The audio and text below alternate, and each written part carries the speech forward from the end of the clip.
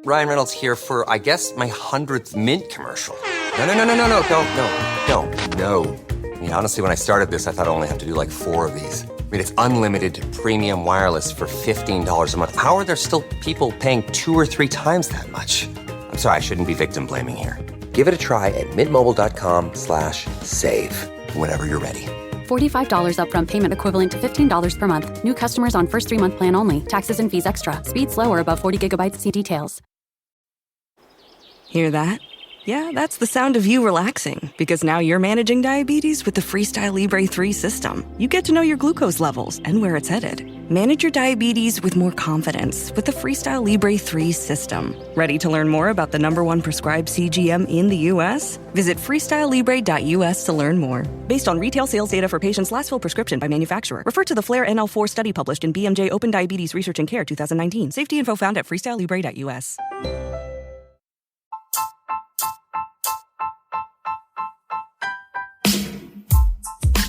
Hello, ladies. Welcome to the podcast Living in Your Feminine with me, your host, Victoria Janke. This is a safe place for you, sisters. We're going to talk about all the feminine subjects, what it means to be a woman, how you thrive as a goddess, how you be successful in business. But we're also going to talk about subjects that people don't normally talk about, like miscarriage, because we want to educate people and also that women don't feel alone anymore. I have amazing experts who are going to give you so much value. So get a cup of tea and let's go. Welcome to another episode of Living in Your Feminine. Today's guest is Amy Jordan. She's the mother of 2, a Pilates entrepreneur, and the owner of the Wunderbar Pilates Studios. In 2012, she transformed her Hollywood career to build a multi-million-dollar company called Wunderbar Pilates. They have 11 studios all over the US. I myself love Wunderbar. I train there as well. And she's known as a body genius in the industry. Amy continues to push boundaries, entering the fitness equipment space in 2022 with her newest invention, the WunderCore Resistance Ring. I am so excited you're here, Amy. How are you? I'm so happy to see you. Glad you're visiting in LA so that we can connect again. Yes. I remember when I started to train at Wunderbar Pilates and I was like, oh my God, Wunderbar. That's a German word. It sure is. Yes. So it means, maybe you want to explain how you picked this name, because Wunderbar means wonderful in German. Absolutely. So the machine that we work on, I actually invented and patented it. It's called a Wunderformer. And the reason that that is true is because it has a Wunda chair on the back, which Joseph Pilates invented. And the trick that we did is made it a Swiss Army knife. So it's a Wunda chair, it's a reformer, it's a jump board, and a ballet bar. Normally those are scattered across a studio or you just don't even have room for them. So ours is all in one. So if you take the word Wunda from the Wunda chair and the word bar from ballet bar, it came together to become Wunderbar. I have German heritage, and so we thought it was a really fun way to make ourselves unique and stand out in the Pilates community. Yes. Are you planning to bring this to Germany since you have a German name? Well, so far we can do online workouts together. So I do live mat meetups every week, and that is an international experience. And I love working with people around the world, but we will see. We're definitely always exploring where we can expand. And certainly I have many dear friends from Germany who we've had little side conversations about bringing it overseas, and particularly to Germany. And we'll see what happens. So exciting. I would use it in LA, New York. You have a studio. Yes. Not in Miami yet, right? Not yet. I'm telling you, people are begging every day for a studio in Miami. I get DMs, I get emails, I get texts from friends. It's a big target for us, or a big location that we're looking at, because I do love Florida. I love sun. I love sunshine. I love sand. I love the ocean. So it's definitely on radar as a possible option in the future. I will be going there for sure. So Amy, I want to talk with you because you're a very inspiring woman. I love your whole story, your journey. I love that you help other women to feel comfortable in their body, especially here in the US, right? The food is not the healthiest. Oh Wunder. And I love it. I would love to go a little bit deeper because I know you told me when we met, not at the first time, but we went a little bit deeper in our conversation, and you told me that you had cervical cancer. I myself had a pre-stadium of cervical cancer, and I know how scary that is, and I know you had it in, when was it again? In 2020, right? Yes. So already when you had your Wunderbar studio. So how did this change your life, and how did you manage, going through this whole chemo and everything and still being the owner of Wunderbar and like working and being a single mom at this time too? Mm-hmm. Yeah, it was definitely a really, really wild season. Mm-hmm. The studios were already started, but they were closed for COVID. And then the kids were homeschooling and everything was just upside down already. And when I got the call with that diagnosis, it was beyond devastating, beyond terrifying. And I knew that I had to fight for myself and to fight for my children. And so that was kind of my guiding vision of life after this really difficult chapter. I got the diagnosis in June, and about 6 days later, I was actually in chemo for the first time and just got started straight away. And I know from the bottom of my heart, and my doctors have all confirmed this, that the fact that I came into this healthy is such a huge part of how I then came out of this and survived. And through the journey, I know that movement helped to heal me without question. I came in strong from movement. I worked as often as I could, still doing Pilates, even teaching classes when I was able to do so online, mid-treatment. This is during the whole process of battling cancer. And then after the recovery and after I was declared miraculously cancer-free, I am back in action. And even just today, I was taking a class thinking like, it is so wild that not that long ago, I couldn't do any of these moves. The first time I tried some of this stuff on a machine I had at home, I literally fell off the machine because I was so weak and so depleted and had massive abdominal surgeries, and Pilates being straight from the core, it was like that had been taken down to nothing. So I've had to continue to keep moving. Even when I couldn't do what I used to be able to do, I kept moving, and little by little by little, stacking one little success on top of the other, little 1% incremental improvements got me back to the strength that I'm at today. But that was through keeping on moving and continuing with that vision of helping others with that movement, helping others heal while I too was healing with them. Do you think your vision, I mean, you said your kids were your biggest why to get healthy again, but do you also think your vision, because like, where did you get the energy from? Because having chemo and going through the whole cancer treatment, that my Nana had cancer, so I saw like she had no energy at all. Like, yes. Where did you get this energy from? That's such an important perspective, because I had to choose to find it.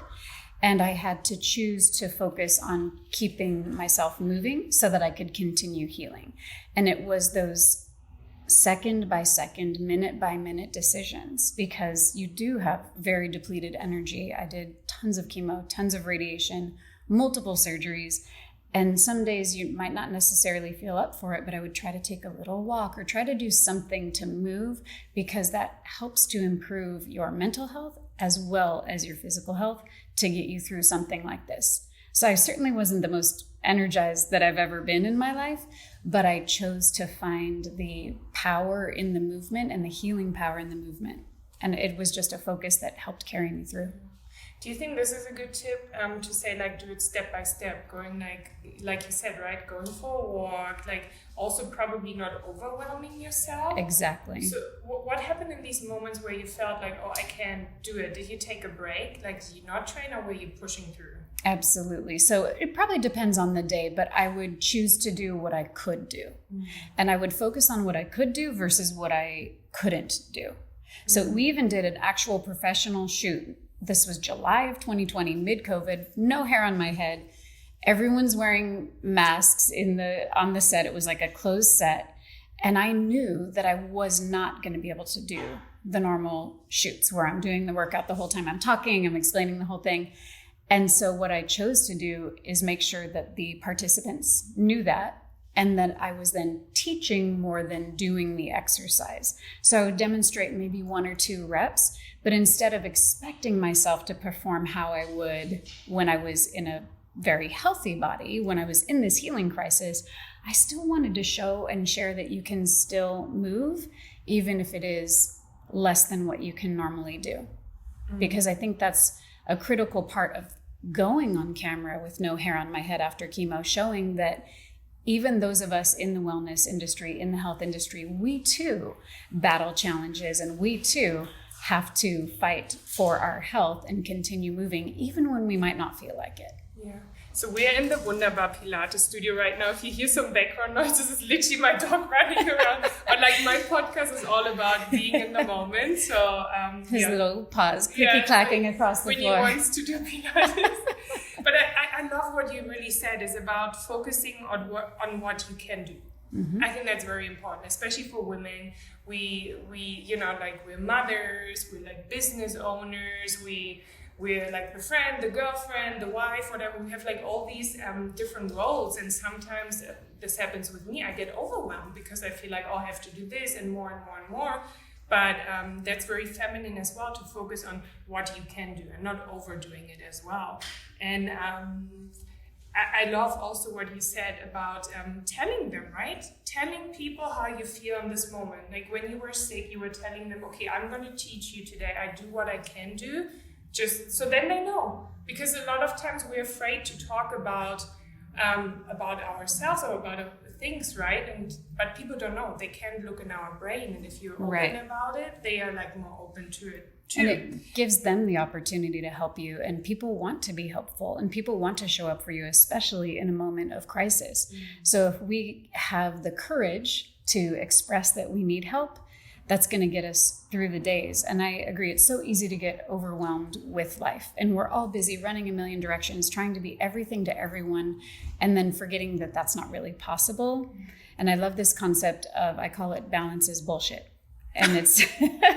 Tell me more about that. Pardon my French. I know. But so often people ask me, Amy, how on earth do you balance it all? How do you do this? How do you have 11 studios? How are you launching new inventions every time we turn around? How are you training a team? How are you still, serving your children? How are you doing self-care? And that's my answer, is that I don't do it all, and I certainly don't do it all at once. I rely so much on everyone in my life, in my tribe, both professionally and personally, where I lean on my team. I have an incredible team of people, not only running the studios, but also teaching all of the classes, running the online presence. I work with a third-party company that helps me to develop my inventions. So I come up with them, and they help carry it all the way through to market. I rely on family and friends to help me with my children on the days that I'm at work, especially right now, we're in summer, it gets wild. And so I block out the time. Even when we were scheduling this podcast together, it was, I'm sure, very apparent to you, like there are certain windows of time that I dedicate to podcasts, to teaching, to training my team. And then I dedicate other windows of time to my children where my phone's put away and I'm really focused on, at this season, swimming with them, splashing with them, having fun in a way that I'm not going to do if I'm checking my phone. Okay, honey. All right, sweetheart. Yeah, okay. I'll be right there. 5 more minutes. And that doesn't serve either of us, because I'm not giving my all to my work, and nor am I giving my all to my children. So I feel like the idea of trying to balance and juggle is not serving anyone. I really feel like focusing is the way that we're going to feel successful and be successful. I love it. It's also what you said, being present, right? When you're with your children, you're there with your children. You're not checking your phone. You're not, well, maybe you think about work, but you're not talking about work.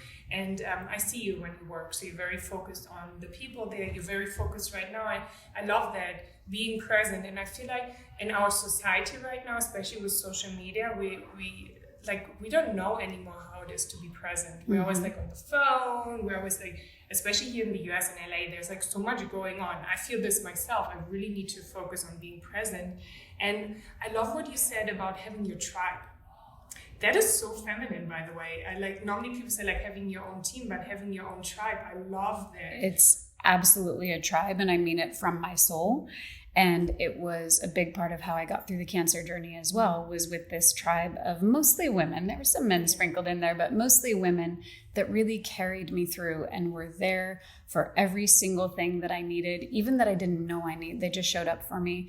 And I do consider the team that I have at Wunderbar also to be my tribe. Like, these are, I get emotional. Like, I really love these human beings who run this stuff and who share their passion and share their talents and shine. They do things that I couldn't even dream of doing. They have skill sets that I do not have, and I rely on them, lean on them, trust them, and we build a really beautiful thing together that serves thousands of people with health and movement every day. That is not something I can do, even if I'm the best balancing act in the world. Oh, I'm gonna cry as well, because I can see you tearing up. It's so beautiful. And I love that, because when you look back in the days when we were, the men went to hunt, and the women were sitting together, supporting each other. They were giving birth. They were like grieving together. They were like really helping. And I love that you have your tribe, and that you're building a tribe with your employees and with the people who work with you. Because also that's something I feel these days with our society. We're like pushed to be this one single person who has to do everything, and as a woman you can't be friends with another woman, like what they're telling us. It's exhausting. It is exhausting. It's bullshit. Yes. So not my French, but it's bullshit. Like the same with the balance bullshit, right? It's like the same with the bullshit, we should be like what society tells us. So I really love that. I have a question. So how do you come up with these ideas? Like, do you wake up in the middle of the night and then it's like, okay, I want to open another studio, I want to open a Wunderbar? Like, how do you come up with your inventions? I love that question. I don't know if anyone's ever asked me that before. So I'm an artist at the heart of it all. So my work before Pilates was in marketing and creative direction for the film studios. I went to art school in my undergrad journey. So I love drawing, I love sculpting, creating, and just being creative. And that's part of what I love about teaching class, is that I can create new movements while I'm working with people. When I invent, I am usually solving a problem that I have in my business. So, for example, the Wunderformer is like a Swiss Army knife, brings these 4 apparatuses together like we talked about earlier. And I simply didn't have the floor space for all of those things to be in the studios that I had. And I knew that I wanted to bring them all together. So I just started sketching and kind of creating and started piecing it together literally in my living room with my dad, who's a carpenter, and with engineers and welding people that were building prototypes in a factory. And then we were kind of adding on little pieces here and there and, testing that, trying this out, this size, this shape, this piece. And that's how the Wunderformer came to be. It was solving a problem where I wanted more apparatuses, more ways to help people heal than what I had with just a reformer or just a ballet bar. And the Wundercore was the same thing. I'm watching people online when we do these live streaming videos together, and I can't adjust them the way I do in person to help them get the most out of every move. And everyone hates the old Pilates ring. Ask anyone who does Pilates, they're like, oh, I hate that thing. It's terrible, right? It's floppy, it's flimsy. As a studio owner, you hate it because it disintegrates very quickly. It looks terrible on your studio floor. You're replacing them all the time. And it didn't align people. In fact, it was bringing people out of proper alignment. So what I chose to do is start thinking on, how could I fix this? How can I help people without my hands?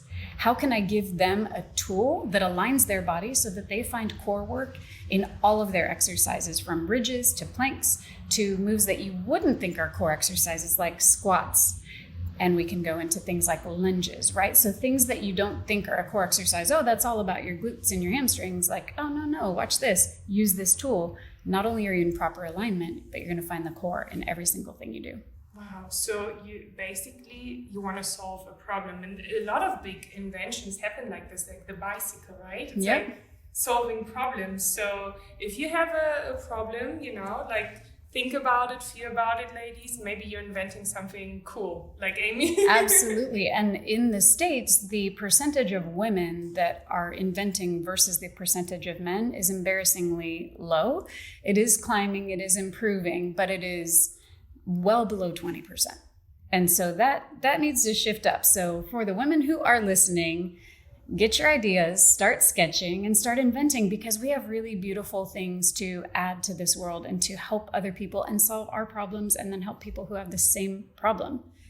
Don't be afraid. Do you have a tip, like when a woman is listening now and she's like stuck in her daily life and she wants to, you know, be more healthy, break out of the daily patterns? Do you have anything that, you know, like when you're afraid? I'm sure you were afraid when you like started your company, or when you had like cancer, or, you know, like, is there like a tip that you can give them? What helped you when you had like moments of scarcity?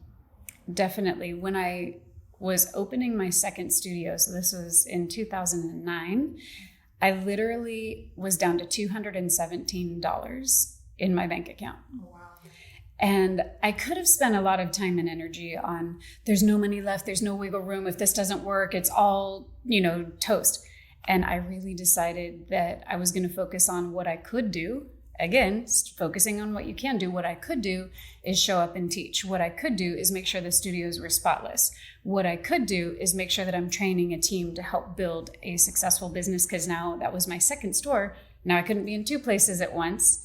And so it was a focus on what I could do and what I could achieve. And even when you're creating an invention, you can keep that same thing in mind. What can you do? Well, you can start sketching it. Okay, now you can start sculpting it. All right, now you can contact someone about a 3D print of this item. All right, now maybe you can, you know, DM me and ask me for a referral for who I use to bring a product to market. There are steps that you can take rather than saying, I have an invention, there's no way I'm ever actually going to get it on the shelf at the store.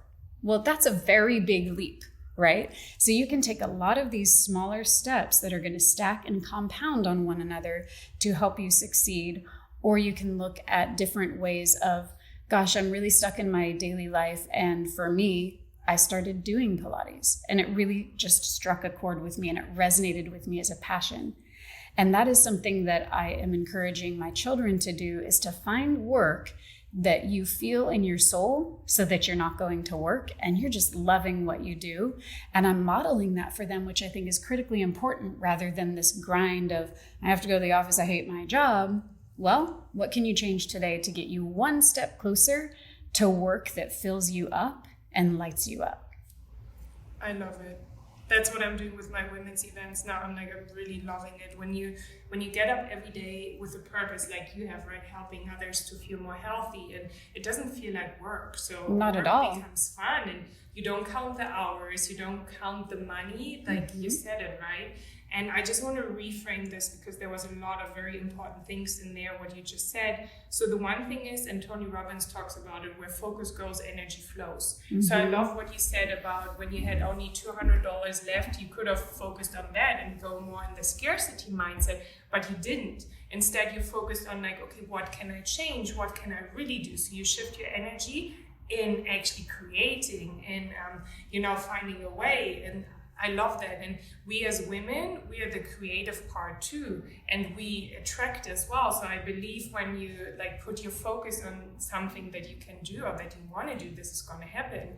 And you're the best example for this. I mean, now you have a multi-dollar business, and you're successful, and you're stunning, and you're healthy. So she's the best example. And I love also that you're teaching this your children. And for everyone who's listening, it's also about being a role model, not just for your kids, but also the people around you, right? How do you want to influence the people around you? How do you want to, leave this earth? What is your legacy you're going to leave here? Is it like you want to go to work every day 9 to 5 and be miserable and with your life? Or you want to give something to people like you do? You want to help them to feel healthy. And I love that. So, and what is next for you? I feel like with you, there's always something next coming. There's definitely always something next coming. So right now we just launched our Amy's Mat meetup. So those are live workouts that we're doing every week. And it's not only a workout, we do work out together. You don't need any props. It's just literally us on the floor. We'll bring some in that are optional, but you get an awesome workout. And then you have direct access to me. I stay on the Zoom. And so like face to face, as close as we can be from Miami or from Germany. And you can ask me questions about movements or about concepts. So you can say, oh, my shoulder hurts when I do a side plank. hey, I'm feeling some cracking in my knee when I do my squats. And we go through ways to improve that, and low back pain, whatever it might be, or even just asking, how do I get more out of a plank? I feel like I might not be doing it quite right. How do I get more out of it? So we're having these really fascinating conversations that are serving people and helping them improve how they feel in their own skin. So we do those, and it's a annual or monthly membership where people join us. And like I said, it's people from all around the world. We're so excited. And in the invention arena, so we are currently expanding the Wundacor product line. And for holiday 2024, we have a couple top secret items coming out that we are in final development on.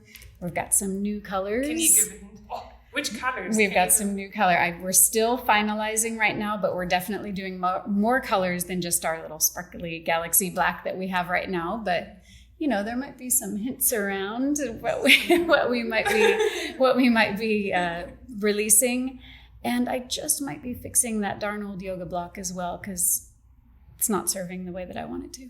Yes, and for the subscription, so anyone can do it at home, or do they need to go to like a Pilates studio? Do they need like equipment, or is it just like at home on a just yoga at home on a yoga mat on the floor? And each week we give you a heads up, like, hey, we're going to use dumbbells. But I constantly say, like, grab a couple wine bottles if you don't have dumbbells. Grab a scarf if you don't have a resistance band. There's always a way to move. There's always something you can do, even if you don't have the exact thing I'm holding in my hands. There's always a way. I love that. I think this is the perfect ending for this podcast. There's always a way. Focus on what you can do small steps, and ask for things, ask for help, right? Yes. You ask, you receive. Is there anything else you would like to share with the listeners? Anything from your heart that is still there that we didn't talk about? Absolutely. When we were talking about doing these smaller steps, when I was sick, people were saying, oh, sweetheart, just one day at a time, one day at a time. And I realized through that journey that sometimes it's actually one breath at a time. It's not a day, it's not an hour, it's not a minute. Sometimes to get through something that is really painful, really challenging, whatever that may be, that can look like a million different things in your life. But if you take it one breath at a time and choose to just keep breathing, one breath stacked upon the next, eventually you'll find yourself on the other side.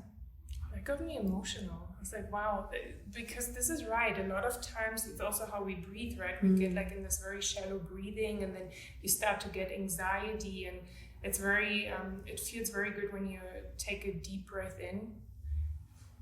Let's do it together. Yeah, that feels nice. If you didn't do it now, you should do it for sure. It's like, it also calms your nervous system, right? If Absolutely. you're in a stressful situation, if you're doing Pilates, it also helps to breathe. Definitely, always. Oh, thank you, Amy. I'm going to link your website. I'm going to link your Instagram here. That was so inspiring. I'm sure that's not the last talk we're going to have on here. So thank you so much. Excellent. Thanks for having me. Great to see you. If you like this episode, please rate, subscribe, and share with other women. Let's create a community of women living in their feminine and supporting each other. If you want to stay connected with me, you can come and follow me on my personal account at victoria.jankel. Until then, I see you next Thursday. Be thriving, goddess, and live in your feminine.